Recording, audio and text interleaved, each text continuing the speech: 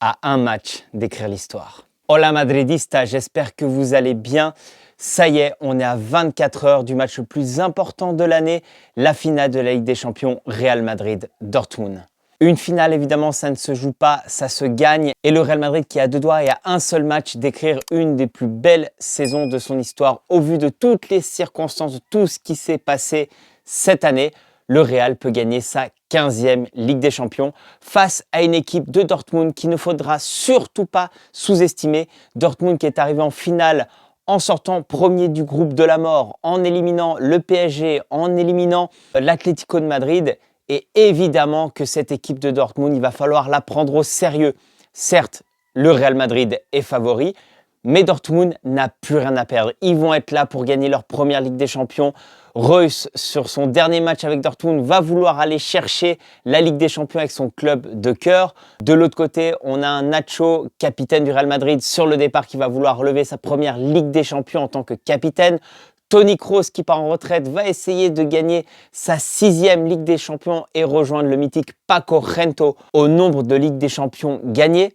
Bref, c'est un match avec beaucoup d'enjeux. Beaucoup d'enjeux, pourquoi? Parce que évidemment le Real est favori. Si le Real gagne sa Ligue des Champions, tout le monde dira que c'est normal, qu'ils étaient favoris. Mais attention, le Real a beaucoup à perdre. Même s'ils ont fait un excellent parcours en allant chercher la Supercoupe d'Espagne et la Liga cette saison, il faut se rappeler tout ce qui s'est passé du côté du Real Madrid avec la perte de Benzema, avec tous les blessés qu'il y a eu tout au long de la saison, des blessures graves, Courtois, Militao, Alaba, Camavinga, Tchouaméni, Vinicius, bref, il y a eu beaucoup de blessés. Malgré ça, le Real a fait une saison extraordinaire en allant chercher justement donc cette Liga et cette Supercoupe d'Espagne, la Liga qu'ils ont survolée. Donc on pourrait dire que c'est une très belle saison. Malheureusement, avec cette Ligue des Champions, ça sera soit une saison quasi parfaite au vu des circonstances, puisque ça sera la 15e Ligue des Champions, un record absolu. Ça sera, il me semble, la 6e Ligue des Champions en 10 ans. C'est quelque chose de fou. Mais attention, parce que si le Real perd, là, ça pourrait même devenir une saison en demi-teinte. Pourquoi? Parce que le Real perdrait face à un non-favori, même si encore, je le dis une fois, l'équipe de Dortmund est une équipe très dangereuse qui, sur un match, peut gagner n'importe quelle équipe. Elle l'a prouvé tout au long de cette Ligue des Champions.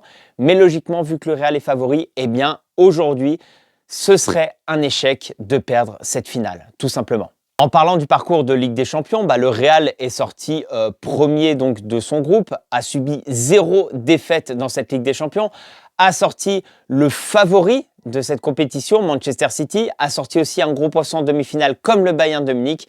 Et donc le Real qui arrive avec une confiance énorme en cette finale. Mais encore une fois, je le dis, une finale, ça ne se joue pas, ça se gagne. Le Real Madrid qui a perdu sa dernière finale de Ligue des Champions en 80 au Parc des Princes face à Liverpool.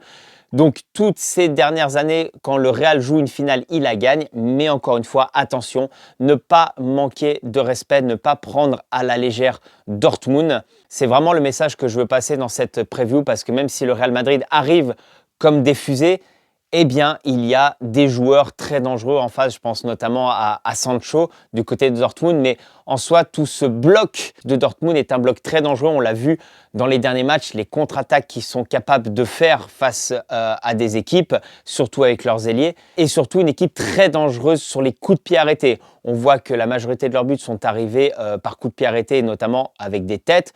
On sait que le Real, sur ces derniers matchs, s'est pris pas mal de buts de la tête. Donc, il va falloir faire très attention.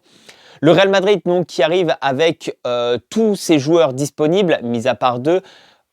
Lunin, qui a attrapé un genre de virus qui ne pourra pas préparer et jouer cette finale. Donc là, il n'y a plus de questions possibles. Ce sera Courtois qui jouera donc cette finale. Et aussi Tchouaméni, donc, qui s'était blessé face au Bayern de Munich et qui n'arrivera donc pas à jouer cette finale, mais c'est Camavinga qui va prendre sa place. Le Real Madrid, je pense qu'il va commencer avec Courtois au but, Mendy à gauche, Rudiger et Nacho au centre, puisque je pense, on avait déjà fait une vidéo, que pour moi, Militao n'est pas prêt à jouer cette finale.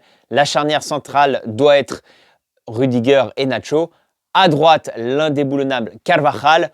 Au centre, ce sera donc Camavinga qui va jouer en 6, à côté de Fede Valverde et Toni Kroos, avec Bellingham évidemment pour compléter ce milieu. Et devant, Vinicius, le potentiel Ballon d'Or, et Rodrigo, qui est dans la tourmente ces derniers jours. On en a parlé, Rodrigo, le seul petit point noir sur cette finale, c'est que je ne vais pas dire que le Real est déstabilisé, mais il y a eu cette interview avec DAZN de Rodrigo où il laissait entendre que ça pouvait être sa dernière saison. Le joueur a quand même démenti la rumeur d'un potentiel départ avec un tweet parce que ça avait pris beaucoup d'ampleur. Sa famille avait complètement démenti et lui, le lendemain, au vu de l'ampleur que ça prenait, avait démenti aussi. Et il y a eu l'interview complète où il encensait Manchester City, où il a dit que Manchester City était la meilleure équipe du monde, celle qui jouait le mieux au football. Le club, lui, n'a pas réagi face à ces propos et préfère se concentrer pour la finale. Et le Real Madrid a bien raison. Et quand bien même tout ce qui se passera après, avec sûrement la venue de Mbappé qui va s'officialiser après la Ligue des Champions, et sûrement les autres départs, donc il va falloir voir ce qui se passe avec Rodrigo. Après, comme l'a dit Florentino Pérez, le joueur qui ne veut pas être au Real Madrid, ramène une quantité d'argent, et c'est bye-bye. C'est ce qui est arrivé avec Sergio Ramos, c'est ce qui est arrivé avec Cristiano Ronaldo, c'est ce qui est arrivé avec des joueurs qui avaient envie de partir, comme Casemiro aussi. Et finalement, ils sont partis. Donc voilà. Encore une fois, comme je dis, le plus important, c'est cette Ligue des Champions, cette 15e, qui va aller chercher 6 pour certains joueurs comme Kroos, Modric, Lucas Vazquez ou Nacho, qui vont peut-être gagner leur 6e Ligue des Champions. Les gars, je ne sais pas si vous vous rendez compte, 6 Ligues des Champions, c'est plus que certains clubs historiques. C'est absolument fou. On pensait que le record mythique de Paco Gento de 6 Ligues des Champions allait être inaccessible. Et pourtant, il y a certains joueurs demain qui peuvent créer l'exploit en rejoignant le mythique ailier gauche du Real Madrid. Maintenant, comme je vous dis, oui, le Real Madrid est favori. On va pas se le cacher, le Real Madrid est favori. Mais il faut respecter encore une fois cette équipe de Dortmund. Ça va être très important. Mais connaissant le Real Madrid, je suis sûr que voilà, cette finale, ils vont aller la jouer pour la gagner et qu'ils ne vont pas minimiser l'équipe qu'il y a en face, comme peut-être ça a été le cas de certaines équipes au long de cette Ligue des Champions qui ont cru que Dortmund était la petite équipe qu'il fallait avoir de son côté de tableau et qui finalement se sont fait éliminer au fur et à mesure. Et avec cette équipe donc, de Dortmund qui se retrouve en finale. J'aime pas donner des pronostics. Franchement, pour ceux qui me connaissent de TikTok, etc., vous savez que j'aime pas donner des pronostics. Après, je pense que le Real Madrid se prendra un but. Ouais.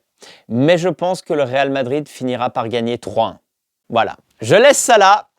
Peut-être que ça me portera malheur, mais voilà. Mais je pense que le Real Madrid va aller gagner cette Ligue des Champions. Ouais. Et je ne dis pas que ça sera un match facile, ça sera un match très très difficile. Je crois que c'est l'entraîneur de Dortmund qui a dit on n'a plus rien à perdre, on va aller jouer notre jeu et on va aller jouer cette Ligue des Champions. On sait qu'on n'est pas favori, mais on va aller quand même la jouer. Donc voilà, attention quand même parce que ça peut être soit une saison vraiment historique pour le Real Madrid, ou soit, et c'est dingue de dire ça, mais si le Real Madrid ne gagne pas finalement cette Ligue des Champions, ça serait une saison en demi-teinte. Et en fait, je pense que ce qui serait le plus dur, ce ne serait pas de perdre, bien sûr de perdre en finale face à Dortmund, sachant que tu es sorti premier de ton groupe, sachant que tu as éliminé Manchester City, le Bayern, c'est clair que ça serait perçu comme un échec et je suis sûr que voilà, beaucoup de personnes qui ne supportent pas le Real Madrid seraient heureux et je pense aux amis barcelonais, aux amis catalans qui seraient heureux que le Real Madrid ne gagne pas cette Ligue des Champions et le verraient comme une honte de ne pas la gagner. Ce sera un match sûrement très serré. Les premières minutes vont être très très importantes. Apparemment, Ancelotti aurait dit que le plus important là serait les jambes, le pressing. De toute façon, avec Pintus, depuis toutes ces années, on sait que le Real Madrid arrive généralement comme des avions en fin de saison. Et on l'a vu physiquement, on sait que le Real Madrid est vraiment au top. Je suis très content de l'équipe titulaire qui va être normalement celle que je vous ai donnée. Camavinga au centre, je le préfère largement à Tchouaméni. Tchouaméni, franchement, que je préfère de plus en plus en défenseur central. Mais là, Camavinga, qui me rappelle un peu ce mélange entre Redondo et Clarence Seedorf, ce joueur capable déjà de récupérer beaucoup de ballons, qui a un volume de jeu extraordinaire, mais surtout qui est capable d'avancer avec le ballon, de casser des lignes, de trouver des passes et même de porter le ballon en avant. Je trouve que voilà, c'est vraiment une bonne chose. Je pense que le Real ne peut pas aligner une meilleure équipe que celle qu'elle va aligner demain. Et il y aura toujours les Brahim, Rossellou, Arda Güler sur le banc, Luka Modric pour révolutionner ce match. Et donc voilà, je pense que le Real Madrid a clairement les armes pour aller la chercher. Maintenant, il va falloir aller jouer cette finale. En tout cas, que le meilleur gagne, en espérant évidemment que ça retombe du côté du Real Madrid. Dites-moi ce que vous en pensez dans les commentaires. Donnez-moi vos pronostics dans les commentaires. Et n'hésitez pas à liker la vidéo et à vous abonner. C'est vrai que ça donne de la force à cette nouvelle chaîne. Ça donnera de la force à la vidéo. Et nous, on se retrouve normalement demain pour un live match. Et puis la vidéo de débrief. Quoi qu'il arrive, une vidéo de débriefing sortira de cette finale de Ligue des Champions. En attendant, prenez soin de vous. Et comme je le dis toujours, a la Madrid y nada más. ¡Vamos!